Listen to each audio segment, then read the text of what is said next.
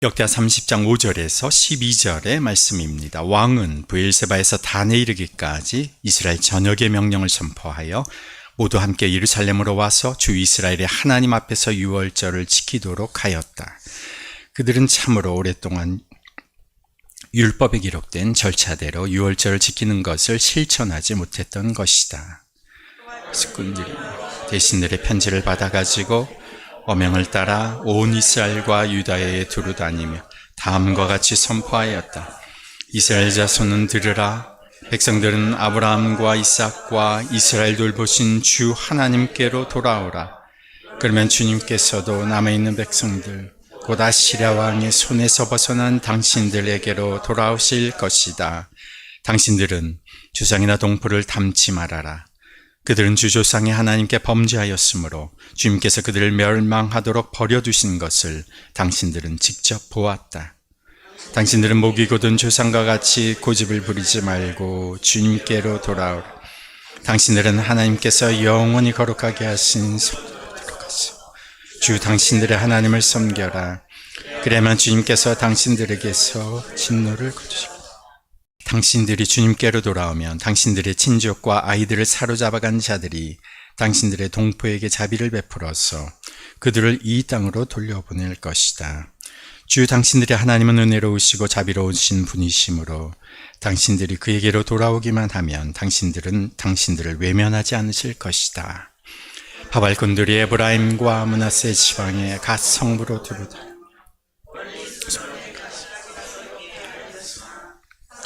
바발꾼들을 비웃고 놀려대기까지 하였다. 다만 아셀과 므낫세와 스불론 사람들 가운데서 몇몇 사람이 겸손하게 말을 듣고 예루살렘으로 왔다. 하나님이 또한 유다에서도 역사하셔서 왕과 대신들이 주님의 말씀대로 전한 그 명령을 유다 사람들이 한마음으로 따르도록 감당시키셨다. 아멘. 흑역사라는 단어가 있습니다. 역사는 역사인데 앞에 한자로 거물 흑자가 붙어서 검은 역사, 즉 없었던 일로 지나치고 싶을 만큼 부끄러운 과거의 역사를 의미하는 단어입니다. 우리에게는 개인적인 이런 흑역사가 있을 것입니다. 제가 어릴 때 초등학교 시절 같은 반 어머니가 저한테 찾아온 적이 있습니다.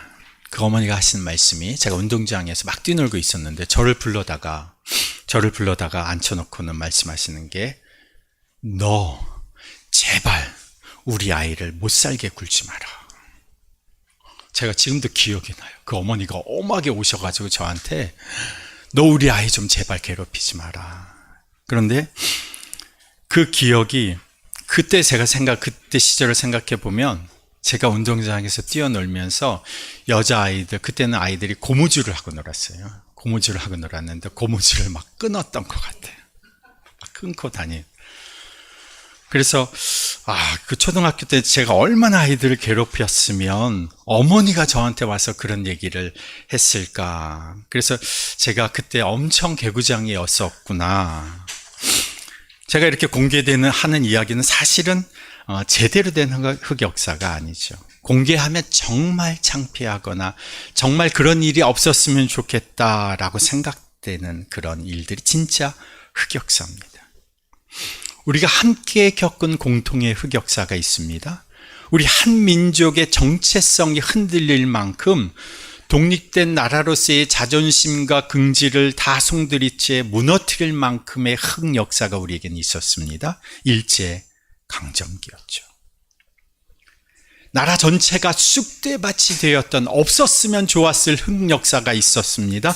6.25 전쟁이었습니다.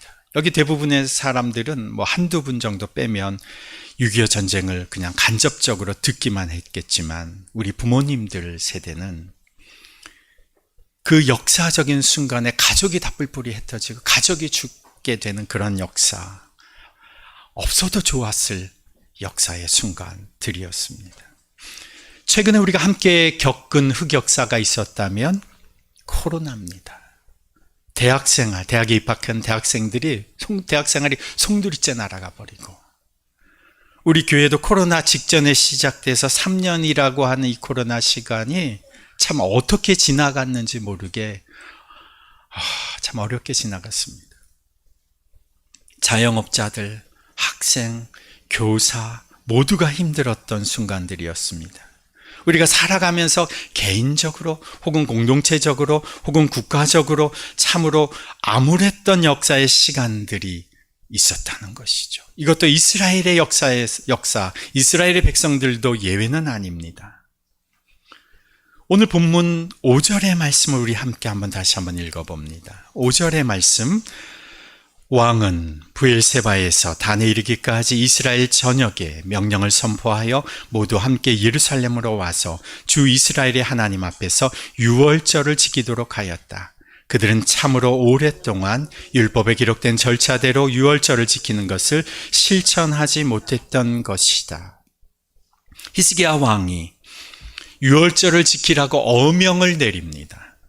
그런데 이 유월절을 언급하면서 오늘 본문이 우리에게 이렇게 증언합니다. 그들은 참으로 오랫동안 율법에 기록된 절차대로 유월절 지키는 것을 실천하지 못했다. 그래서 제가 성경을 좀 찾아보았습니다. 이들이 얼마나 오랫동안 유월절 절기를 지키지 못했던 것인가? 히스기야가 지금 남유다 왕국의 13대 왕입니다. 13번째 왕인 거죠. 솔로몬 이래 13대 왕 히스기야 왕까지 한 번도 왕의 연대기 유월절 지켰다는 언급이 나오지가 않습니다.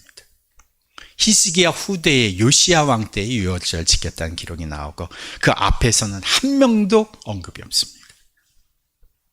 지금 남유다 왕국인데 그럼 북이스라엘 왕국에서는 어떤가?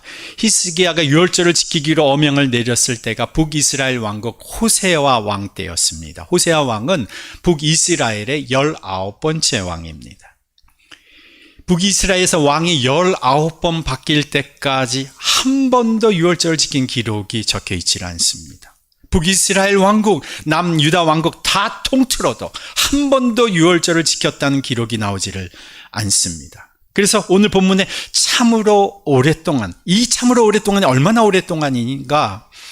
솔로몬 사후 히스기야가 지금 즉위하는 때까지, 이 즉위 첫 해까지 솔로몬 때는 율법을 하나님의 말씀대로 지켰으니까 솔로몬 때는 유월절을 지켰을 것이 거의 분명하고, 솔로몬 사후 히스기야 왕 때까지의 기간이 215년 동안, 200년이 넘는 시간 동안 한 번도 유월절을 지키지 않았다. 이것이 이스라엘의 흑역사입니다. 인간의 흑역사입니다.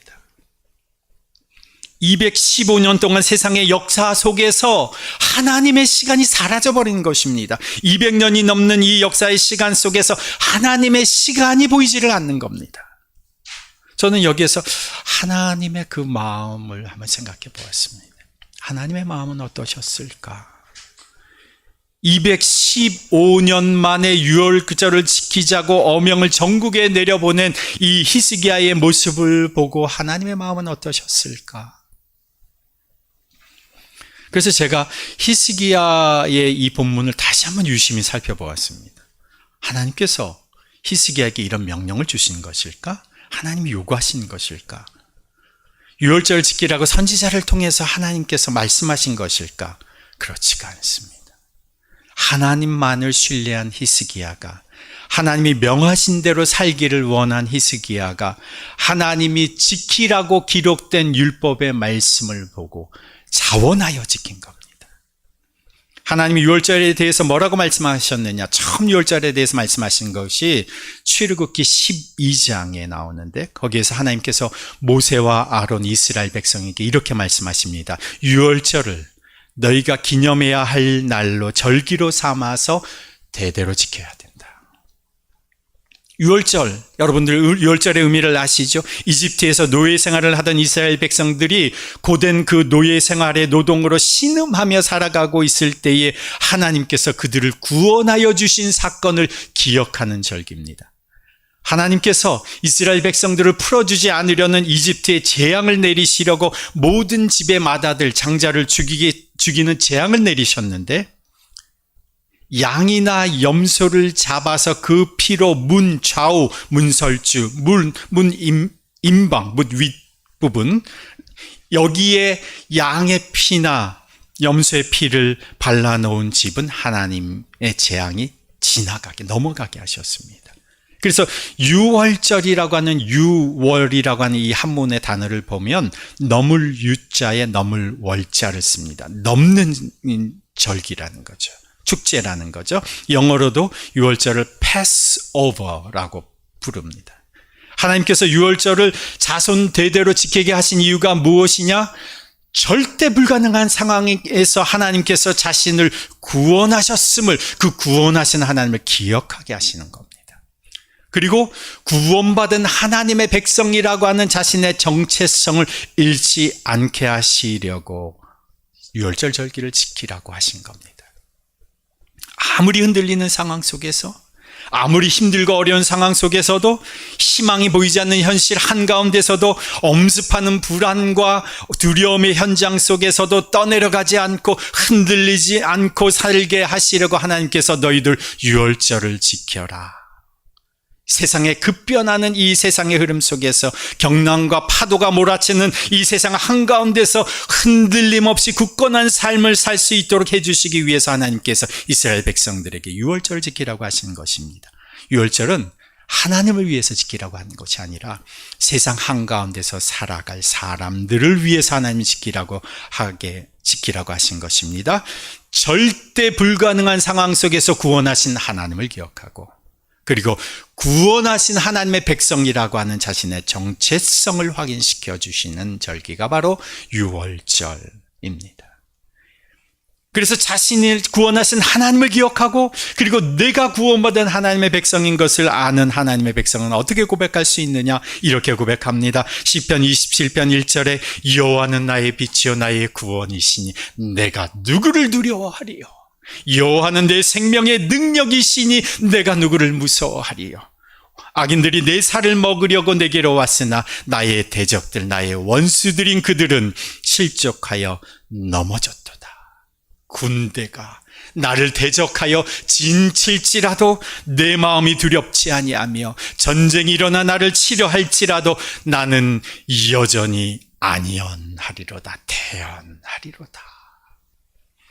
215년 동안 그 이스라엘의 시간이 흑역사가 되어버린 그 과거를 인식하고 이제 하나님의 시간으로 되돌려야 하겠다 결심한 히스기야가 유월절을 지키기로 하고 어명을 이렇게 내립니다. 6절 말씀 함께 읽어봅니다. 6절, 파발꾼들이 왕과 대신들의 편지를 받아가지고 어명을 따라 온 이스라엘과 유다에 두루다니며 다음과 같이 선포하였다. 이스라엘 자손은 들으라. 백성들은 아브라함과 이삭과 이스라엘을 돌보신 주 하나님께로 돌아오라. 그러면 주님께서도 남아있는 백성들 곧 아시리아 왕의 손에서 벗어난 당신들에게로 돌아오실 것이다. 유월절 절기는 불가능한 상황 가운데서 자신을 구원하신 하나님을 기억하게 하는 절기였습니다. 구원받은 자신의 정체성을 확인시켜 주신 절기였습니다. 이 유월절을 지킨다고 하는 것은 곧 하나님께로 돌아간다는 것입니다. 히스기야가 즉위하자마자 한 것이 무엇인가? 쇠락한 성전을 대청소하고 정비하고 그 안에 들어있던 온갖 가증한 물건을 다 제거하고 닫혀있던 성전문, 문이 닫혀있다, 성전문이 닫혀있다. 이것은 무엇을 의미합니까? 제사가 드려지지 않고 중단되어 있었다는 겁니다.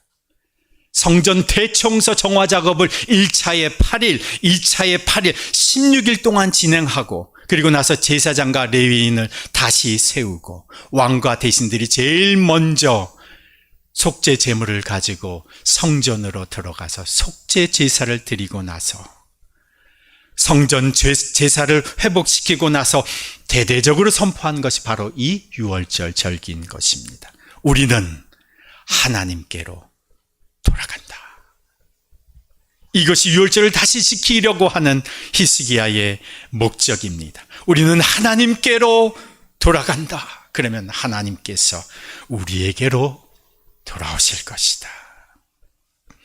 8절에서 9절 우리 함께 읽어봅니다. 8절 9절 당신들은 목이 곧은 조상과 같이 고집을 부리지 말고 주님께로 돌아오라.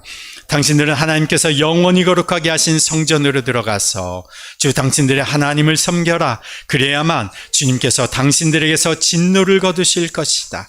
당신들이 주님께로 돌아오면 당신들의 친족과 아이들을 사로잡아간 자들이 당신들의 동포에게 자비를 베풀어서 그들을 이 땅으로 돌려보낼 것이다. 주 당신들의 하나님은 은혜로우시며 자비로우신 분이시므로 당신들이 그에게로 돌아오기만 하면 당신들을 외면하지 않으실 것이다. 우리는 하나님께로 돌아간다. 그러면 8절에 하나님께서 진노를 거두실 것이다. 우리는 하나님께로 돌아간다. 돌아가면 9절에 포로로 끌려가던 우리의 가족들, 친족들, 아이들이 돌아오게 될 것이다. 우리가 하나님께로 돌아가면 하나님께서 우리를 외면하지 않으실 것이다. 여기 보면 진노라고 하는 단어가 언급이 되어 있습니다. 포로로 끌려간 가족들과 아이들이 언급되어 있습니다. 왜요? 이때가 아시리아가 호세아가 다스리던 그 북이스라엘을 침공하여 많은 포로들을 끌고 간 때였습니다. 북이스라엘이 이미 아시리아의 지배 가운데 놓여 있었던 때입니다. 아직 멸망하기는 전이지만 아시리아의 지배 가운데 많은 포로들이 이미 끌려갔던 때입니다. 이런 비극의 원인이 무엇인가? 교만하여 하나님께 범죄함으로 하나님께서 그들을 멸망하도록 내버려 두신 것이다. 이것을 여러분들이 직접 보지 않았느냐? 저 북이스라엘의 상황을 여러분이 직접 목격하지 않았느냐? 히스기야가 유월절을 지키는 이유가 분명합니다. 우리는 하나님께로 돌아간다. 그러면 하나님이 진노를 거두시고 저 북이스라엘 땅에 내린 하나님의 진노를 거두시고 우리에게 자비를 내려주실 것이다. 잡혀간 자들이 돌아오게 될 것이다. 우리가 하나님께로 가면 하나님께서 우리를 외면하지 않으시고 용서해 주실 것이다. 주님께로 돌아가는 것, 이것이 무엇입니까? 회개입니다. 유월절을 지키는 이유가 바로 주님께로 돌아가는 것, 회개하는 것입니다. 히스기야가 유월절을 지키는 이유가 또 있습니다. 30절 1절 말씀, 30장 1절, 우리가 아까 읽은 본문 앞부분인데요. 30장 1절을 함께 읽습니다. 히스기야는 온 이스라엘과 유다의 전가를 보내고 에브라임과 므낫세에는 각각 특별히 편지를 보내서 예루살렘에 있는 주님의 성전에서 이스라엘의 하나님이신 주님을 기리며 유월절을 지키도록 오라고 초청하였다. 10절 말씀, 30장 10절 말씀, 파발꾼들이 에브라임과 므낫세 지방의 각 성읍으로 두루다니며 멀리 스불론에까지 가서 이렇게 알렸으나 사람들은 파발꾼들을 비웃고 놀려대기까지 하였다. 히스기야가 유월절을 지키려고 하는 이유는 하나님이 명령하신 이 유월절을 통해서 남과 북, 하나님의 백성이 하나가 되는 것입니다. 북이스라엘의 경우는 심각한 우상 숭배로 인해서 제사 제도가 다 무너졌습니다. 하나님이 정해 놓으신 율법의 규례대로 제사가 드려진 것이 아니라 아무나 왕이 임명해서 그냥 제사장을 세워버렸습니다.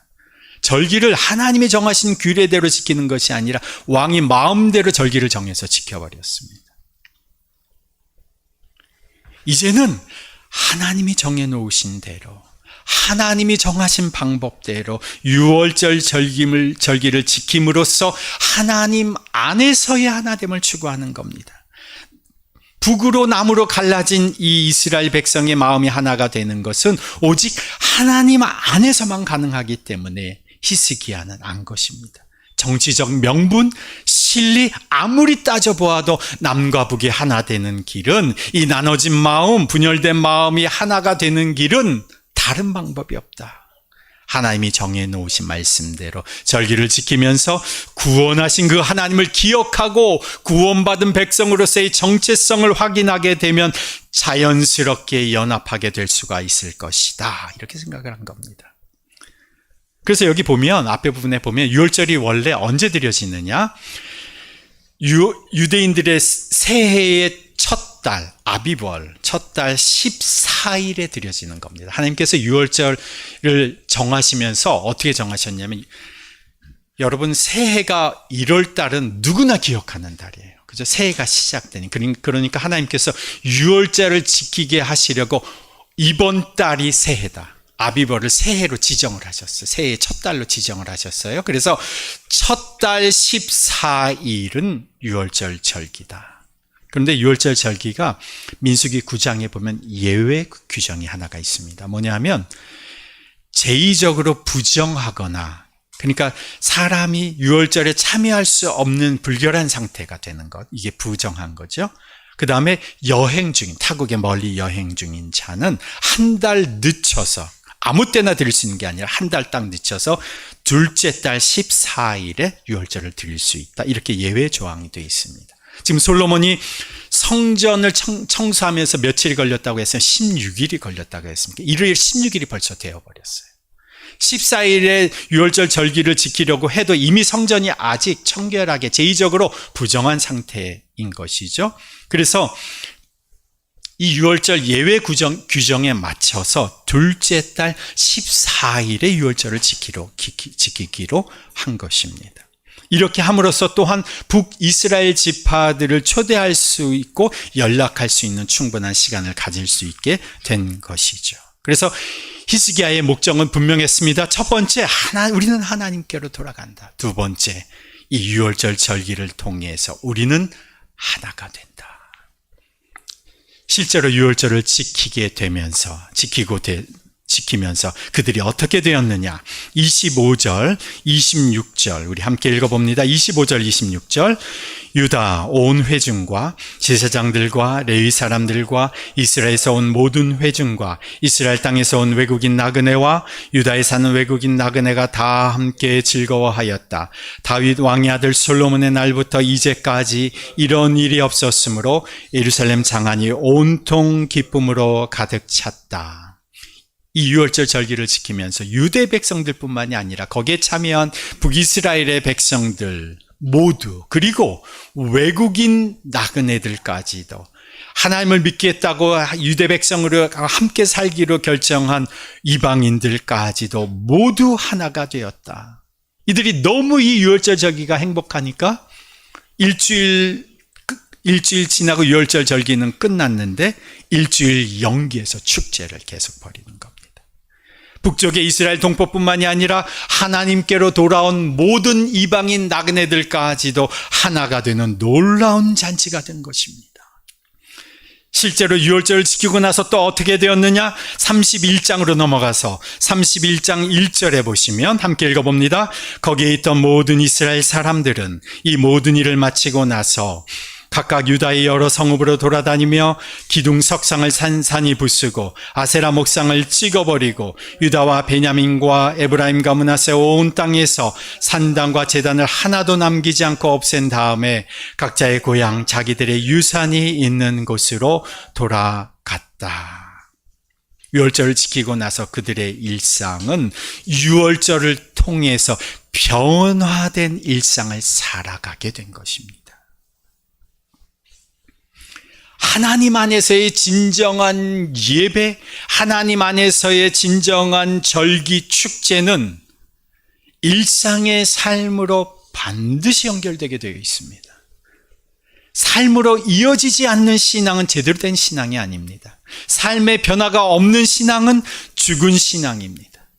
유월절 절기를 통해서 하나님께 예배를 드리면서 절기를 지키면서 유다와 온 이스라엘 백성들이 하나님의 은혜를 경험하고 하나님의 기쁨을 회복하고 하나님 안에서의 행복을 맛보게 되었습니다. 이것이 이제 그들의 삶으로의 변화를 가져오게 되는 겁니다. 자신의 삶에서, 주변의 삶에서의 죄악된 부분, 우리 안에 숨겨져 있던 잘못된 부분을 도려내기 시작하는 겁니다. 내 안에 감추어져 있었던 우상이 무너지고 파괴되고 남들이 다 해도 괜찮으니 나도 해도 괜찮다고 생각하는 나의 무너진 죄의식과 각종 우상 숭배가 다 제거되기 시작하는 겁니다. 절기를 통해서, 예배를 통해서 하나님을 만나게 되는 경험은 삶을 반드시 바꿔버립니다. 우리가 병실에 아픈 가족이 누워 있는데 누가 찾아와서 손잡아주고 위로해 주기만 해도 고맙고 감사한 일입니다. 그런데 누군가 나를 위해서 전 재산을 기부했다면 그건 얼마나 우리에게 감사한 일일까요?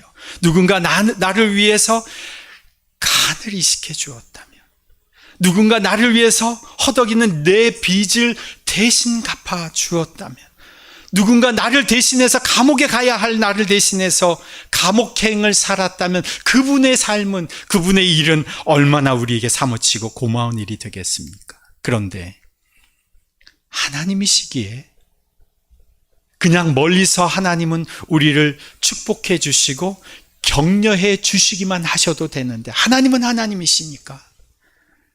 그런데 그 하나님께서 내가 사는 이 땅, 우리가 먹고 살면서 신음하며 살아가는 우리의 삶의 현장, 하루하루의 일과 속에 살아가는 그 현장 속에 찾아오셔서 우리와 함께 일하시고, 우리와 함께 먹으시고, 우리와 함께 하시고, 우리와 함께 사셨습니다. 그분이 예수님입니다.